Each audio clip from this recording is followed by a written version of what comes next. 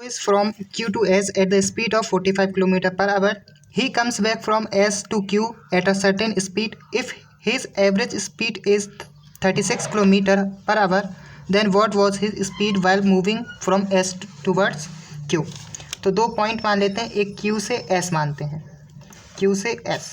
तो Q से S डालते वक्त उसकी स्पीड कितनी थी? 45 किलोमीटर पर आवर। अब S से Q आते वक्त उसकी स्पीड हमें पता नहीं, हमने लेट कर लिया कि x किलोमीटर पर आवर थी।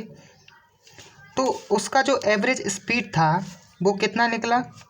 36 kilometre per hour average.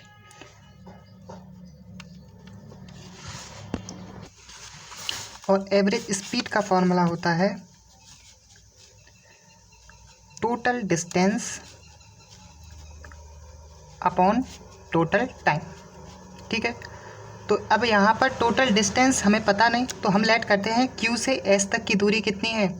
1 y हमने लेट की। अब टोटल डिस्टेंस अगर हमें निकालनी है तो पहले हम गए और फिर वापस आए, तो हम कितना चले?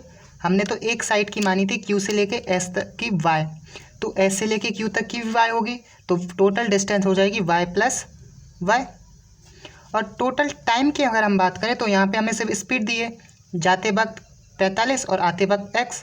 तो हम क्या कर सकते हैं, अगर डिस्टेंस हमने बाय मानी है तो जाते वक्त Q से S से वक्त जाते वक्त जो टाइम होगा वो कितना होगा? डिस्टेंस अपॉन स्पीड, तो ये हो जाएगा y अपॉन 45। और S से Q आते वक्त हो जाएगा टाइम y अपॉन x।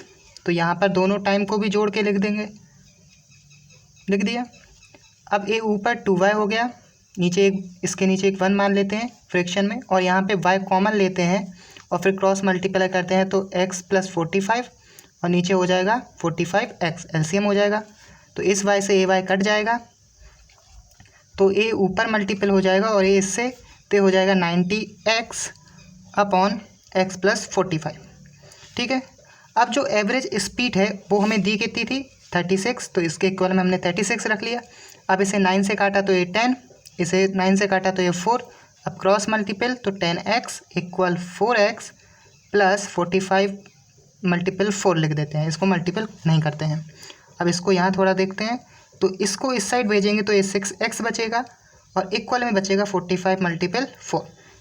तो अब इसे 2 से काटते हैं, ये 3 बार, फिर इस 3 को 45 से, तो ये 15, तो 15 2 ज़ा 30, तो x की वैल्यू कितनी आई? 13।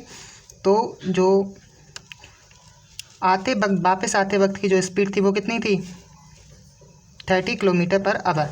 तो S से Q तक की दूरी निकालनी थी, तो ऑप्शन नंबर डी क्या होगा आंसर।